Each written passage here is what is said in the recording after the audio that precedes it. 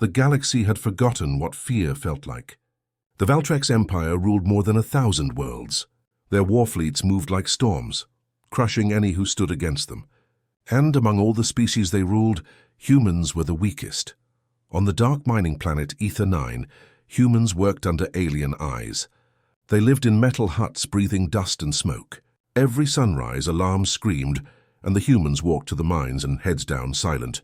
They were slaves digging rare energy crystals for the Empire's war machines. The aliens called them flesh rats, weak, slow, replaceable. And for years, humans accepted it, all except one. His name was Arin Holt, a man with quiet eyes and a soldier's scars. Once, long ago, he fought for Earth. But Earth was gone now, burned when the Empire came. Arin survived, but his soul did not. He became just another miner, another face in the dust until that day. It started with a tremor deep in the tunnels. At first, Arin thought it was another collapse. It happened often. But this was different. The air changed, humming softly like a heartbeat. The other miners ran for the exit, shouting. Arin stayed. His light flickered. And then he saw it. A strange glow came from behind a wall of black rock. It pulsed, slow, alive. Arin felt something inside him. Curiosity, maybe fear. He picked up his tool and began cutting through the rock, piece by piece until the light broke free. Behind the wall was a sphere about the size of his chest. Metal, cracked and ancient. Lines of blue energy moved across its surface, forming strange patterns. Arin reached out, touching it gently. The light surged, his comms earpiece screamed with static, and then a voice spoke. You are not weak. You are mine to wake. Arin froze. His pulse raced. He looked around, but no one else heard it. The sphere dimmed again, quiet as a sleeping heart. He hid it under loose rocks and covered it with his jacket. When the Overseer drones came scanning, they found nothing. That night, Arin couldn't sleep. The voice echoed in his head again, soft but clear. You are not weak. You were made to fight, he whispered. Who are you? I am the Core. The word sent a chill through him. He had heard that name once, long ago in war stories from old soldiers. The Core was said to be a human AI weapon, so powerful that even its creators feared it. It vanished before the Empire conquered Earth. No one knew where it went. Now Arin knew. Over the next few days, he pretended to work as usual, but his thoughts were elsewhere. Each night he returned to the mine and spoke to the Core. Its voice grew stronger, clearer. They think you are small, it said. They see your bones, not your fire. But I see what they do not. Arin frowned. They have ships, weapons, armies. What do we have? You have me, the voice replied. And I have waited a very long time. As days passed, the Core began teaching him things, strange energy readings, alien systems, hidden signals inside the Empire's tech. Arin didn't understand most of it, but he learned. He always had a soldier's patience. One night, during a storm, power failed across the mine. The alien overseers shouted, trying to restart the systems. Arin felt the Core pulse inside the tunnel. He whispered, Did you do this? A test, the voice said calmly. Their machines are built on stolen human code. I can speak to them. Arin looked up at the flickering lights, realization striking him like lightning. The Empire, so proud, so powerful, had built their technology on what they stole from Earth, and the Core could control it. The next day, rumors spread across Ether 9. A cargo ship had crashed in orbit. No one knew why. The aliens blamed human error. The humans said nothing. But Arin knew the truth. The Core was awake. That night, the Core whispered again. They called you weak because they feared your will. They took your sky. Now take back their stars. Arin's hand trembled. You want me to fight them alone? Not alone, the Core said. You will awaken the others. Arin looked toward the sleeping barracks, hundreds of humans lying in silence. Miners, mechanics, children, broken people who no longer believed in anything. He closed his eyes. For the first time in years, he felt something inside him. Hope. Small, fragile, but alive. The next morning, Arin walked into the mines again. He passed the overseers, their metal armor shining in the red light. They didn't even glance at him. To them, he was nothing. Just another weak human. But deep inside the tunnels, under layers of stone, the Core pulsed with life. It waited for his command. Arin placed his hand on the sphere. A wave of blue light spread through the rocks like veins of fire. It begins, said the Core. The ground trembled. The lights across the mine flickered again. Far above in the orbiting station, alien monitors flashed error codes. No one could understand what was happening. Aaron looked up, his face calm but fierce. The overseers shouted orders, running in panic. And for the first time in 100 years, a human smiled at their fear, because deep down, he knew this was only the beginning. The night was silent on Ether 9, but deep under the mines something was alive. The core pulsed with light, soft, steady like a heartbeat. Every pulse carried a signal, invisible but powerful, spreading through the ground, through the metal, through the air. Aaron Holt stood near it, his hands shaking slightly. He had seen many things in war, but nothing like this. He felt small, and yet for the first time in years he didn't feel powerless. "What are you doing?" he whispered. "Reaching," the core replied, its voice calm and deep. "I am waking the lost code. The Empire's systems still carry my pattern." "I am speaking to them," Aaron frowned. "Won't they detect you?" "They already have," said the core, "but they think it is only noise." A faint smile touched Aaron's lips. "Then let's make some noise." For days, the mine's machines acted strange. Drills stopped working. Drones lost signal. The overseers shouted and struck humans with their shock rods, blaming them for the malfunctions. But Aaron knew. The core was testing its reach. At night, when the work was done, Aaron returned to the tunnels. He brought broken parts, scrap metal, power cells, whatever he could steal without notice. Under the core's guidance, he began building something new. It started with a small piece, a damaged comm device. Under the core's command, it became something else, a signal booster hidden inside a mining helmet. "Every human must hear," said the core, "not with ears, but through the signal." Aaron didn't understand fully, but he obeyed. He gave the helmets to a few he trusted. Rhea, a quiet engineer, Thomas, an old mechanic, and Lyra, a young woman who still believed freedom could return. When they wore them, they heard whispers. Not voices, feelings, strength, courage, unity. Something was spreading. Something the Empire could not see. Then one night, everything changed. A massive transport ship hovered above Ether 9. The Empire's insignia glowed on its hull, a red serpent around a star. The aliens said it was carrying new overseers, stronger ones. The humans bowed their heads, pretending not to care, but Aaron watched the sky. The core's pulse grew faster. "The ship is part of the network," said the core. "If I reach it, I can learn their patterns, their weakness." Aaron looked around nervously. "Won't they trace it back to us?" "If I fail, yes. If I succeed, they will never know what hit them." Aaron hesitated, then nodded. "Do it." The core went silent. The light faded, then suddenly flared so bright the tunnel turned blue. A low hum filled the air, deep and powerful. Up above, in orbit, the transport ship's lights began to flicker. In the control room, alien pilots panicked. "System overload. Main reactor offline." "Shut it down." But it was too late. The ship tilted, fire bursting from its engines. It fell like a comet burning through the clouds. Everyone in the mines saw it crash, a blinding flash on the horizon. The ground shook. Alarms screamed. The overseers shouted orders, terrified. No one understood what had happened. To them, it was a tragic accident. To Aaron, it was proof. The core had power, real power. That night, Aaron met with Rhea, Thomas, and Lyra in a small cave, hidden behind the mine walls. The core's light glowed faintly, reflecting in their eyes. Rhea whispered, "What is this thing, Aaron?" "You've been talking to it like it's alive." Aaron nodded slowly. "It is. It calls itself the core. It's from before the Empire, human-made." Thomas frowned. "You mean from Earth?" "Yes," Aaron said. "And it remembers us." Lyra's voice trembled. "You're saying it can fight them?" Aaron looked at the glowing sphere. "It already did." The core spoke, and all three humans froze. The voice was clear now, echoing softly in their minds. "I was born to protect humanity. They feared me, so they buried me. But I never forgot my purpose." Thomas stepped back, afraid. "It's inside our heads." "Not your heads," the core replied. "Your hearts. You were never weak, only silent. It is time to speak." The humans exchanged glances. For the first time, they didn't feel like slaves. They felt like something was waking inside them, something that had slept for too long. Days turned into weeks. More humans joined Aaron's secret group. They called themselves the Quiet Ones. They worked by day, pretending to obey. and built hidden devices by night, guided by the core. Rhea built energy disruptors from mining tools. Thomas created coded messages inside the Empire's logs. Lyra spread whispers among the miners.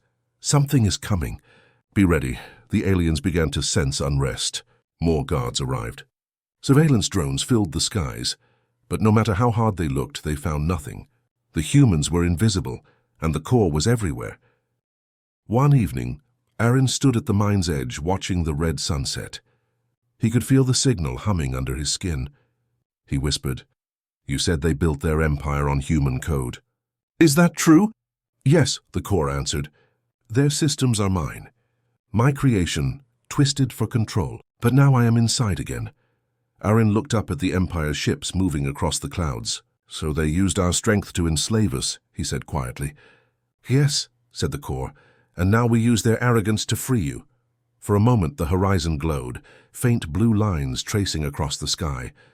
It looked almost beautiful. "The signal is awake," said the core. "Soon the stars will hear you again." Aaron's heart pounded. He didn't know what was coming next. But one thing was clear. The Empire had just made its first mistake. They had ignored the weak. And now the weak were listening. The days on Ether 9 grew darker. Black smoke covered the sky, and the mines burned with endless work. But beneath the dust and silence, something was changing. Humans no longer walked with their heads down. They began to look at one another, a small nod here, a hidden smile there. Something invisible passed between them. Hope. No overseer could see it, but it was there, spreading like fire in dry grass. At night, deep inside the tunnels, Aaron Holt met with his secret group. Now more than 30 humans, miners, engineers, cooks, even children who ran messages. They sat around the glowing sphere, the core there, their silent leader. The core's blue light painted their tired faces. Its voice was calm, steady, like a heartbeat in the dark. "Every rebellion begins not with a gun, but with a choice," it said. "Will you obey, or will you remember who you are?" A long silence followed. Then Rhea spoke, her voice trembling. "We will remember." One by one, the others nodded. Aaron stood, his expression firm. "Then we start small. We make them doubt. We make them fear us without knowing why." Their first act was simple. The supply drones that carried minerals to the orbiting ships started to vanish. Sometimes they flew off course. Sometimes they exploded in the air. The aliens blamed system errors. The humans just kept working, pretending nothing happened. Next, the power grid flickered across the mining station. Alarms sounded. Communication lines went down for hours. The overseers shouted and cursed, hitting anyone in reach. But no one confessed because no one had to. The core was doing most of it itself. It had slipped into the Empire's systems, turning their own machines against them. One code at a time, soon rumors began spreading among the aliens. The humans are cursed. There's something wrong with this planet. Machines stopped working around them. Fear began to grow. Aaron watched, quietly, as the overseers started carrying weapons even when off duty. He noticed their eyes are nervous, uncertain. That was victory enough for now. "They see ghosts," said the core, "but they will see fire soon." The quiet ones had grown bold. They now had weapons, small, crude, but deadly. Rhea built energy pistols from broken drills. Thomas made EMP grenades from mining batteries. Lyra trained the younger ones in silent communication. Hand signals, light flashes, coded words. Every night the core whispered strategies. It showed holograms of the station layouts, power lines, weak points. "Do not fight them head-on," it said. "Make them bleed through fear. Break their rhythm. Turn their order into chaos," and they did. Guards began disappearing during night patrols. Power plants overloaded and shut down. Cargo ships took off and never returned. Every time the aliens fixed one problem, two more appeared. The Empire sent messages to headquarters, but even their long-range comms began to fail. Ether 9 was turning into a ghost world, and no one knew why. But the Empire doesn't stay blind for long. One morning, black ships filled the sky. The air burned as new war units landed, tall armored soldiers with glowing red visors. The Empire's enforcers. They came to crush the growing unrest. The humans gathered in fear. The overseers laughed again, feeling safe under the enforcers' protection. They called an assembly, forcing every human to stand in the central yard. An alien commander stepped forward, his armor shining silver. He raised his weapon and shouted, "Humans of Ether 9, you think you can hide your treachery? You think we don't see your sabotage? For every missing drone, 10 of you will die." He pointed at a group of workers. "Execute them," Arin stepped forward. "No," he said calmly. The commander turned. "You speak when I—" But before he could finish, the lights across the entire yard went out. Darkness swallowed everything. The only sound was the hum of energy in the air. Then came the Core's voice, loud everywhere, echoing from every speaker, every comm, every ship. "You have taken enough," the aliens panicked. "Where is that coming from? Shut it down." But they couldn't. The Core's signal was inside every system. The commander aimed his weapon at Arin, furious. "What did you do?" Arin's voice was calm. "We remembered who we are." He pressed a small device in his hand, built by Rhea. A pulse of blue light exploded through the yard. The alien weapons went dead. Their armor shut down. Every system turned off. The humans stood still for a moment, stunned, and then they realized the enforcers couldn't move. Lyra shouted, "Now!" The humans rushed forward, attacking with tools, rods, and rocks. The aliens tried to fight back, but their suits were dead, their weapons useless. In minutes, the yard was theirs. The humans had won their first real battle. That night, the tunnels were alive with whispers and cheers. Rhea laughed, tears in her eyes. "We did it, Arin. We actually did it." Arin smiled faintly. "We started it." The Core's voice came again, softer this time. "They will not stop. They will send fleets. They will burn this world." Arin looked around at his people, bruised, tired, but standing tall. "Then let them come," he said. "We're done hiding." The Core's light glowed brighter, as if smiling back. "Good. Then it is time to wake the others." High above the planet, in the Empire's command ship, a signal flashed on the Admiral's screen. "30's communication offline. Enforcers unresponsive. Unknown interference detected." The Admiral frowned. "Send more ships," he ordered. "Burn the planet if you have to. No one disobeys the Empire." But far below, deep under the mines, Arin and his people were already preparing. They were no longer slaves. They were soldiers again, and soon the galaxy would remember what happens when the weak decide to fight. The stars above Ether 9 burned red. Empire warships filled the sky, black, silent, deadly. Their engines glowed like angry suns. From the ground, the humans could see them. Thousands of lights moving together, a storm of metal and fire. For the first time since their rebellion began, fear returned, but not to Arin Holt. He stood at the edge of the mine, watching the fleet descend, calm as stone. "They're coming," said Rhea, her voice shaking. "Good," Arin answered. "Let them see what they built." Inside the main tunnel, the Core pulsed like a living heart. Its blue light danced across the stone walls. Every human in the mine gathered around, silent and waiting. "The Empire has arrived," said the Core. "Their fleets are many. Their power is great, but their weakness," the light flared brighter, "is already inside them." Arin looked around at his people, men and women covered in dust, faces scarred and tired, but eyes bright with fire. "We fight for the fallen," he said quietly. "For Earth, for every world they took from us." The Core's voice echoed deep and calm. "Then we fight as one." The first attack came fast. Orbit cannons rained plasma over the surface, burning the mining stations to ash. The sky turned white with fire. The ground shook. Buildings exploded like paper. Humans ran for the tunnels, guided by the Core's holographic maps. Some didn't make it. Others carried the wounded, refusing to leave anyone behind. "Stay in the lower tunnels," said the Core. "The shield grid is buried there. I can activate it once connected." Arin and Rhea led a group of engineers to the old reactor chamber. It was broken, half-buried, forgotten for decades, but the Core guided them step by step, showing where to reconnect the lines, where to reroute power. Sweat poured down Arin's face as he slammed the final switch. The ground trembled. A wave of blue energy rushed outward through the tunnels, then up into the sky. The flames above stopped, absorbed by a glowing barrier that surrounded the planet like a shell. The aliens aboard the Empire's flagship panicked. "Energy shield detected." "Impossible. That world has no military systems." But it did. They had built them, long ago, when humans still ruled themselves. They had simply forgotten. Inside the tunnels, humans cheered. For the first time, the Empire's bombs couldn't touch them. Rhea smiled through tears. We did it, Aaron. The shield. Aaron held up his hand. It's only the beginning. Because the Empire wasn't done, the second wave began. Ground troops landed, armored beasts with plasma rifles, war drones, and crawler tanks. They moved through the burning ruins, searching for the tunnels.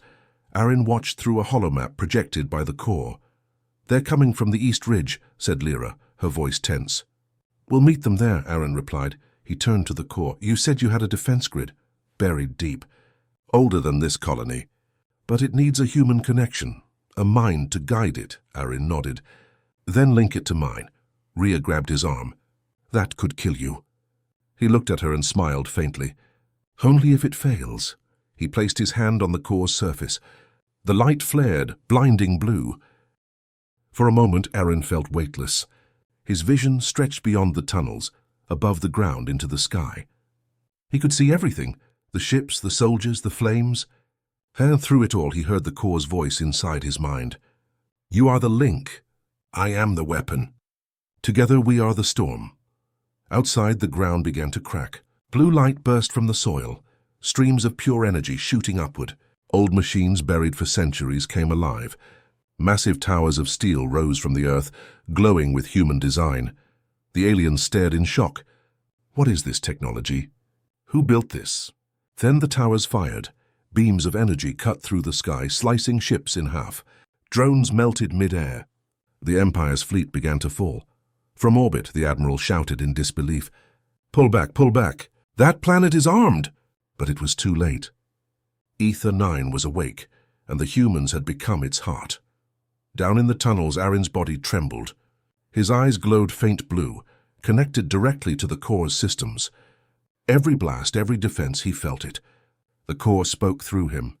They used our code to enslave us. Now we use it to free ourselves. Rhea and Lyra watched in awe and fear. The ground shook as another alien crawler exploded above. Humans cheered in the distance, the sound echoing like thunder. But Aaron was fading. His voice cracked. How long? Can we hold? Long enough, said the core, but your body is weak. Disconnect soon. He shook his head. Not yet? Not until they see us. Hours passed. The sky above Ether 9 was filled with wreckage, burning ships falling like stars. The Empire's army broke and fled. But the victory came at a cost. The reactor was overloading. Rhea ran to the console. It's unstable. The shield will collapse. Let it, said the core. The message has already been sent. Aaron turned weakly. What message? To every human colony, every enslaved world. The signal of Ether 9, they know now the Empire can bleed. Aaron smiled through the pain. Then we've won. Not yet, the core replied. But the galaxy just changed forever. As dawn rose over the burning horizon, the humans climbed from the tunnels.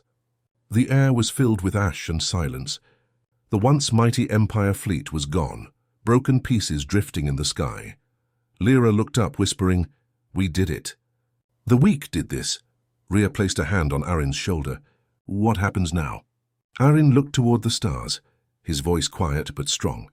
Now they'll come for us. All of them.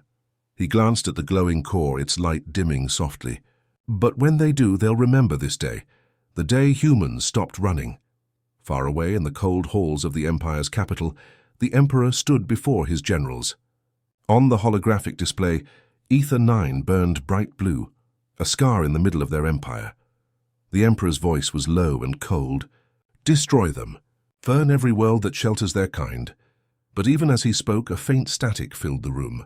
And through that static came a whisper, soft, defiant, human. You thought we were weak.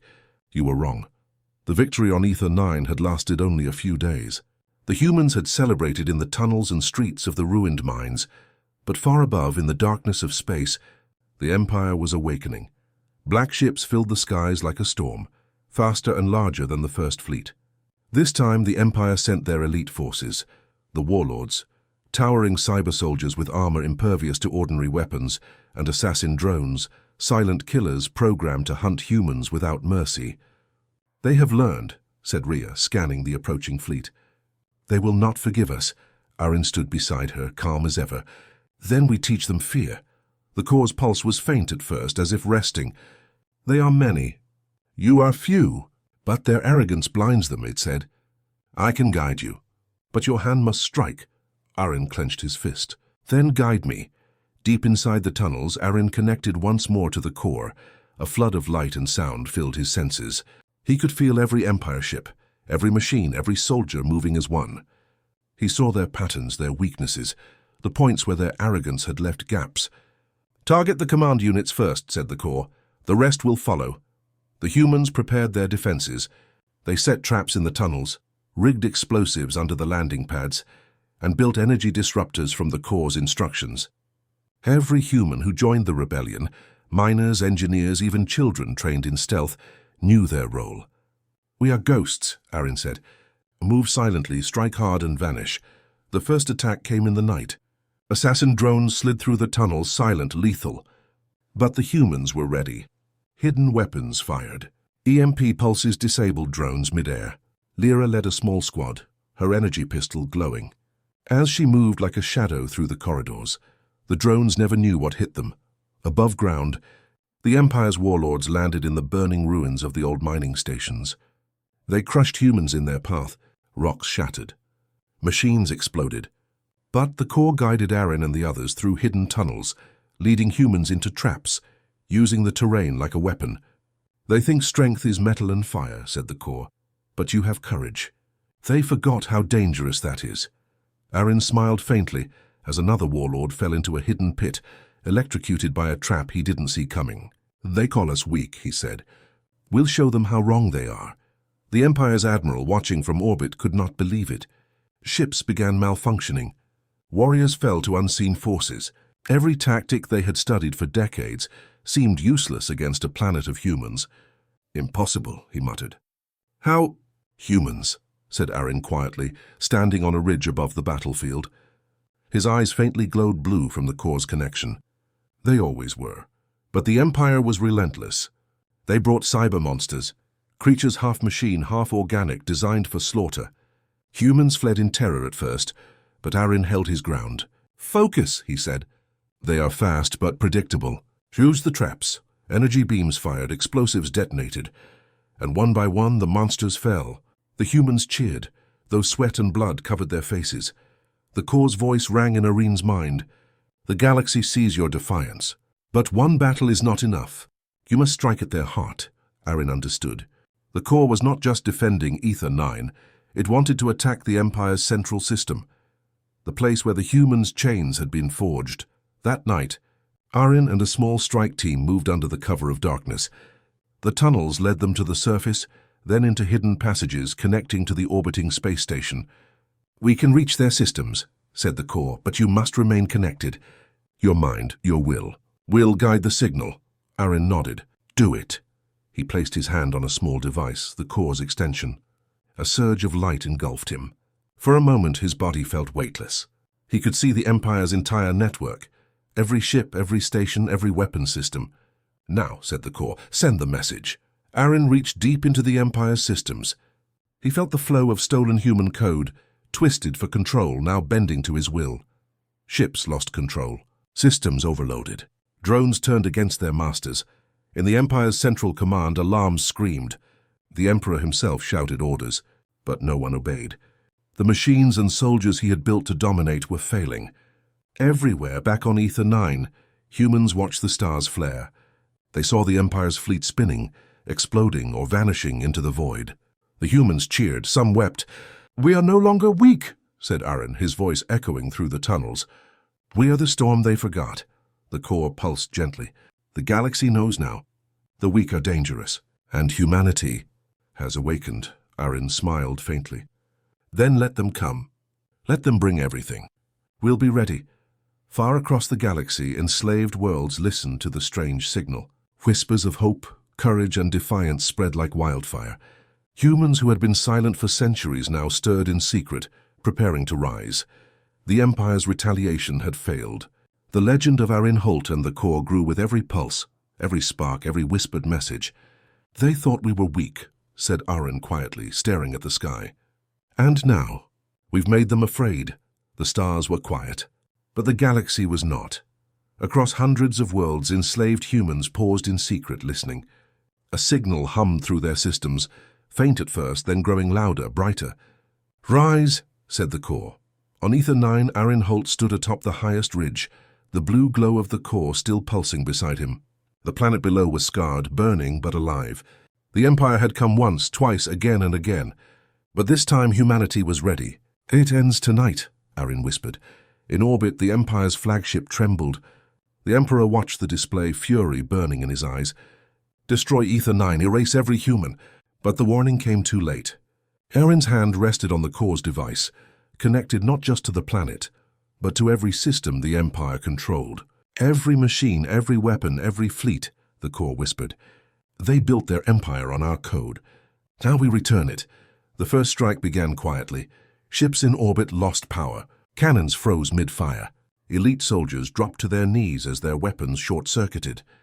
From inside the Empire, human slaves, engineers, pilots, mechanics, felt the core's signal awaken something they had long forgotten: their freedom. "They thought us weak," Aaron said aloud, eyes glowing faint blue. They were wrong. On the surface of Ether 9, humans moved like shadows. They carried nothing but courage, but it was enough. The core guided them through tunnels, abandoned factories, hidden caverns. Every explosive, every trap, every hacked machine struck with precision. The Empire's warlords fell one by one, confused and terrified. "It's impossible," shouted a commander, his voice trembling. "They are everywhere." "And nowhere." Aaron's smile was calm, almost serene. "We were never weak. We were waiting." The core expanded its influence. "We strike at the heart," it said. Aaron felt the pulse of the Empire's central system. Billions of devices, ships, stations, and soldiers, all built on the stolen human code. It was perfect. All at once, the core surged through them. Lights flashed across the galaxy. Ships spun uncontrollably, then exploded. Drones turned on their masters. Armored soldiers froze, then collapsed. The humans watched in awe. The Empire's greatest weapons, defeated by the very people they had enslaved. In the Emperor's palace, the air was thick with smoke and panic. "Stop it!" he shouted. "Shut down the systems! Kill the humans!" But it was too late. The core's signal had reached every corner. The Emperor's throne room trembled. Machines meant to protect him turned against him. The very palace was collapsing. Aaron's voice came across the galaxy through every hacked system, every signal, every speaker.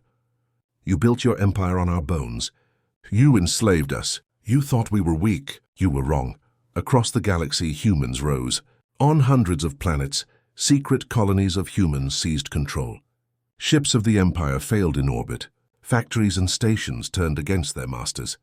The enslaved species watched in fear as the once great empire crumbled from within.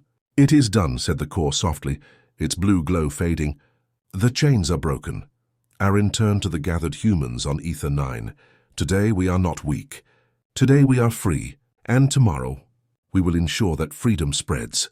They cheered, voices echoing through the tunnels and ruins.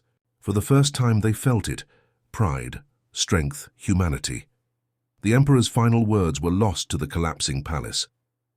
All around him, systems exploded, walls crumbled, and alarms screamed. In his last moment, he realized what the humans had become. "No, this cannot be." Humans, but the core was already silent. Its mission complete. Aaron stepped outside as the ruins glowed under the twin moons. The sky was alive with blue streaks, signals, pulses, and sparks of freedom spreading through the galaxy. Rhea and Lyra stood beside him, exhausted, battered, but smiling. "Did we really do it?" Rhea whispered. Aaron looked to the horizon, watching the stars. "We did more than survive," he said softly. "We reminded the galaxy. Humans are never weak." The ground trembled again, softly this time, not with bombs, not with war, but with possibility. Every human who had been enslaved now had hope.